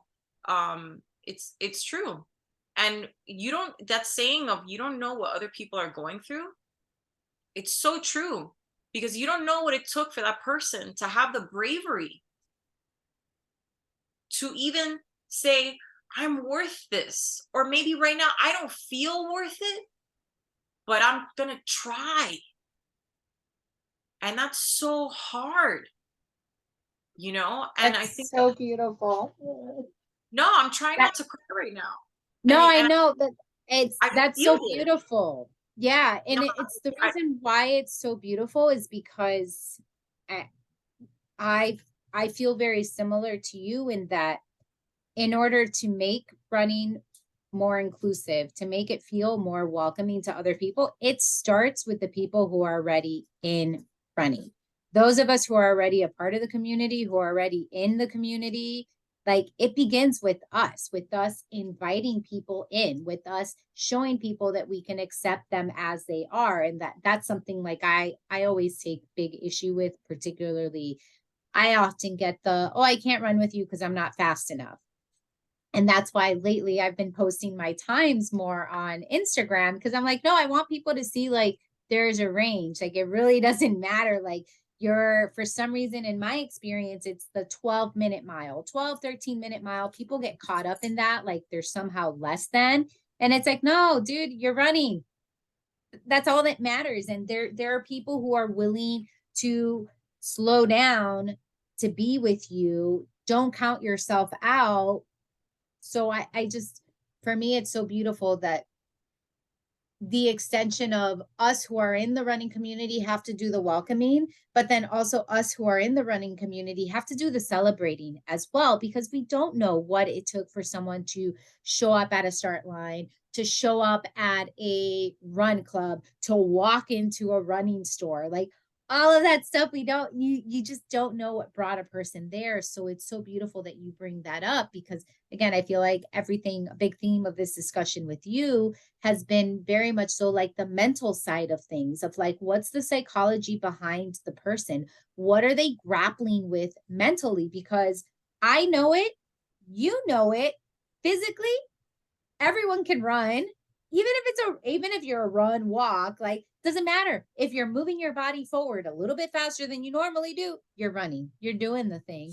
But it's what we tell ourselves about how we look, how we perform, once we start to compare ourselves to others, that totally detracts from us showing up. So it's just, I just really appreciate that, because again, there's so many ways to be a runner and so many ways to engage in the community. But ultimately, if people don't feel like they're a part of the community, it's going to be hard for them to want to continue showing up. So I really just, I love that. And I'm like, snaps, snaps, snaps to that. Go for it. Oh, sorry. It's something that I actually do. I've been doing this for so long that I can't even remember when I started doing this. So that tells you something. I have always made a practice of saying hi when I'm running, even when I feel like shit, even when I'm at my lowest. I always try to just I acknowledge every person. Obviously, if there's a creepy dude, it's more like a, like you have your I see creepy guy you. face, like you're like, Yes, that's the I see you. yeah, yeah, Don't try the funny face. But like everybody, even little kids, if I see someone running or walking, I'm like, yo, good job. Like straight up, I don't care if I look like a crazy person. I've By doing that, I think to myself, I don't know if that person is struggling.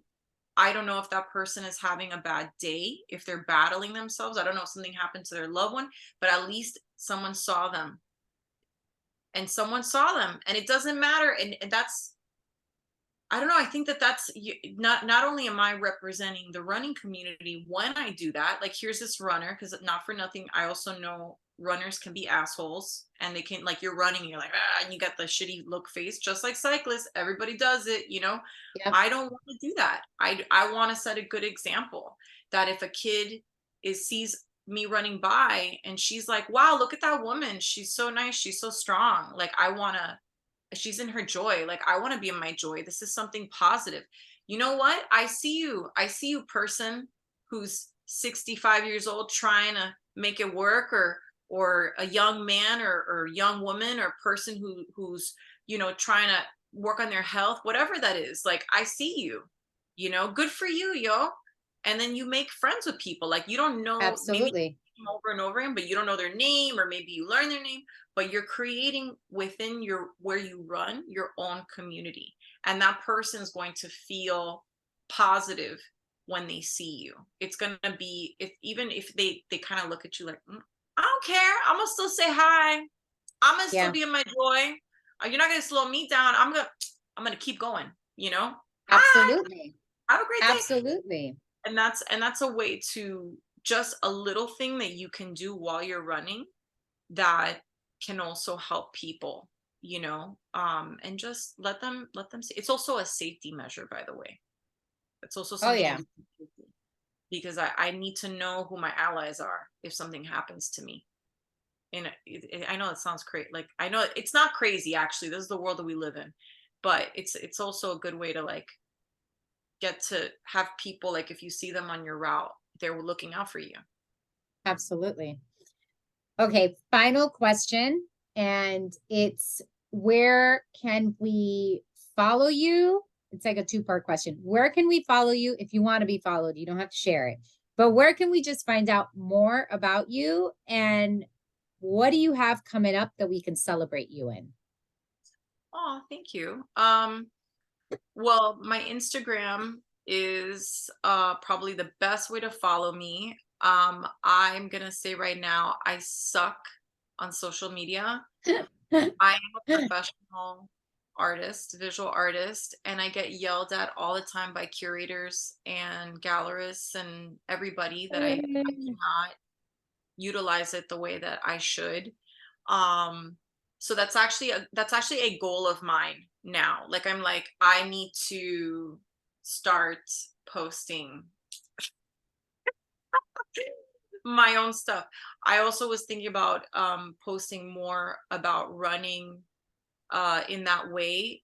It's very personal for me, but I think if it can help people, that's something that I want to be transparent about, you know. But yeah, I have my Instagram, you know, it's open, so it's not private.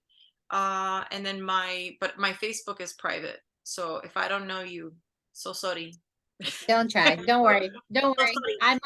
I'm an Yeah. Instagram person, so that's all I share. I'm like Instagram. Yeah. That's that. If you need me, you can find me there. It'll reach me there.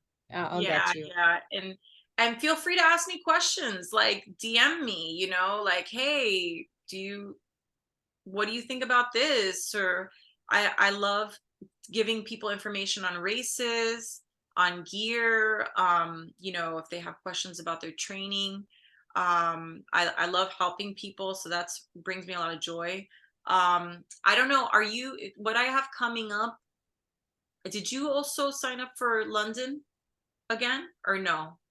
You didn't, you're like, no, I did it. I did No, that. I'm good. I have some other plans for next April. Oh, that's awesome. So yeah, so London, it's wonderful. It was a fantastic experience. If you don't get in through the lottery, I highly recommend going the charity route because it is so worth it. So much support there. But no, my plans for next April look a little bit different, at least how I'm envisioning it.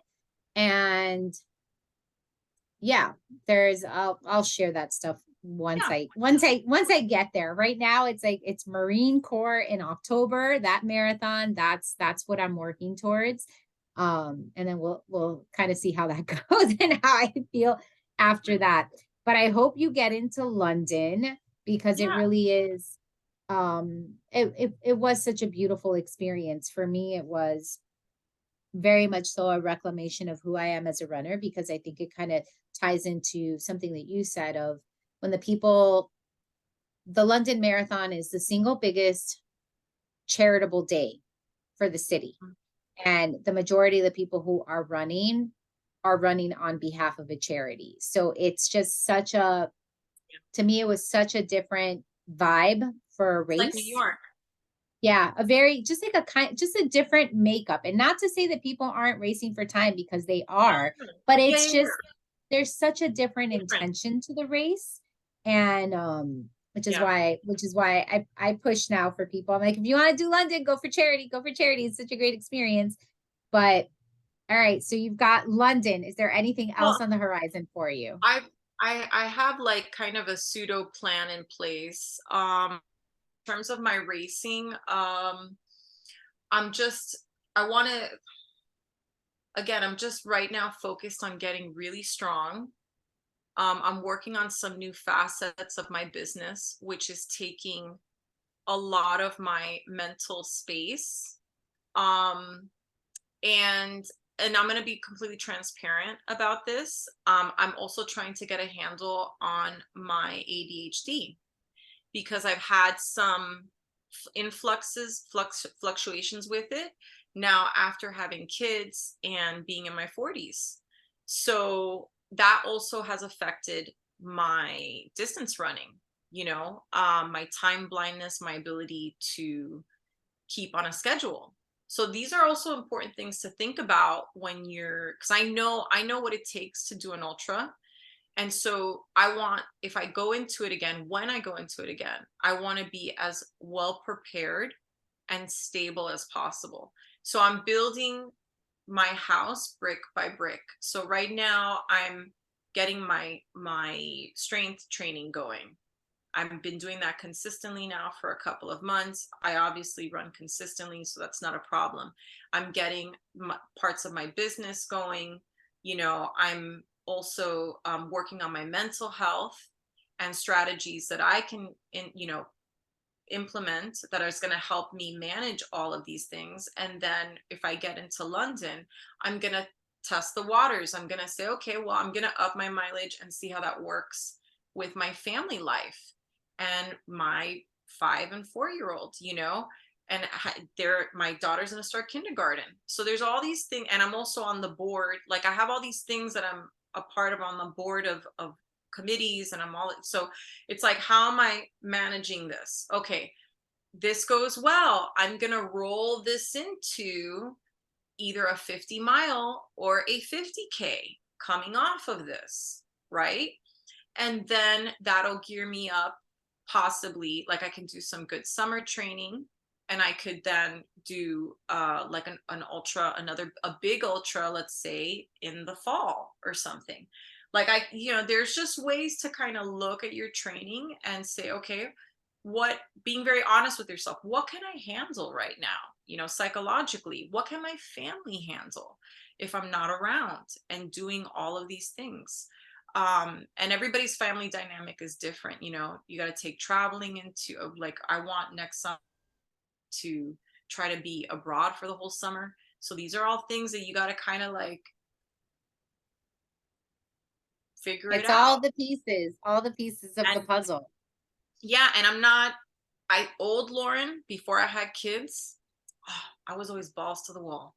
I'm not kidding. Like, listen, and this is why I don't judge people. And I know what happens. I would be like, I'm the meme of the person who would sign up for like the 50-mile and they hadn't trained, and then they're doing all the stuff, and then they show up and they're like, yeah, like it's a joke with ultra runners, that would be like, I would do that, but I would race all the time. I was constantly going, but I was younger, I didn't have kids. And yeah, it's just different. It's you have to look at what is getting pulled in your life, and what racing looks like for you. I will say this, I would like to go back to doing really far distances. I want to see how far I can go, and I know that I can put in some good times because I have placed before. I have done very well, but I've been plagued by injuries. And the injuries happen because of the inconsistencies in my weight training, in my prioritizing physical therapy, in packing in as many races. Like if you knew how many races I would do like it would be like a 50K one day, a 50-mile the next day. Like we were always doing, that's like, it was really wild. And like in 1 month I would do 3 50Ks, 150, it was intense. And so having a different approach to how I'm racing, and how I'm allowing myself to recover is important. It's definitely important. So yeah, I don't know. It's all pieces of the puzzle that make you, and I'm excited to see how it all comes together, because it is, again, like the mental component is such a big aspect of everything you've said, but also what I'm getting from you is just the training smarter, not necessarily harder, in a way that makes sense for your life. And I really appreciated that you mentioned the mental capacity part, because that's something that's really big. Like if you're mentally stressed out due to work or family, you're not going to have the resources for hard running. And I don't mean hard like fast running. I just mean like running that's going to challenge you. Like if I'm tired, I mean, to me, just running is a constant negotiation with myself, whether it's a 3-mile run, whether it's a 26.2-mile run. There's so much negotiation that I have to do with myself, that if life outside the run is stressing me out, then it's like decision fatigue on the run. And I'll just either give up or throw in the towel, or I'll keep on, but then I'll be like, I'll finish and I'll just be kind of disappointed that I didn't have the reserves to fight a little bit harder for whatever the thing was. So I love that you bring that up. You Yeah. are amazing. And I want to thank you for giving me, this is like an ultra episode on ultra running, but also life and joy and how important it is to give ourselves grace as we figure out who we are as runners and as we figure out the distance that makes the most sense for how we want to show up to this space. So, Loren, I just want to thank you so much. Do you have any final words for us?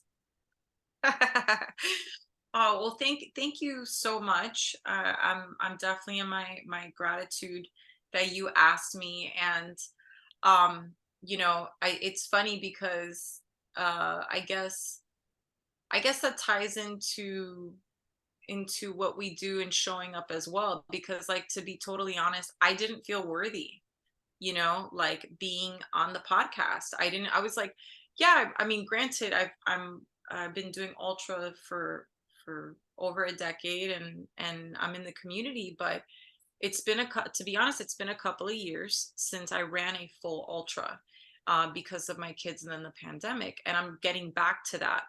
And so it's we need to, again, like, give ourselves the appreciation that we deserve for our accomplishments and not tear ourselves down, and also have the patience and perspective to see what we're building for ourselves and what's coming down the pipeline, and have that faith in our ability to just step by step, get it done. And so I'm in my, because I was like, I said to you, I was like, oh, I know people who won, Badwater, like, you want to interview them, like, and you're like, no, I want to interview you. So that's so funny. But I can say, like, even someone who is like, I have friends who win 150-mile races, and that I love very much. And even them, like, it's not about winning, it's about, like, it is a spiritual experience for them. It is something that they are, um in their present state, and in their gratitude, and in their grittiness, to get through it. Like, when Sally McRae says choose strong, it resonates, not just in our everyday life, but like when you're out there, because it is those doubts. You do get those thoughts, you get all of that in your head. It's just you're out there for longer, so you hear it more.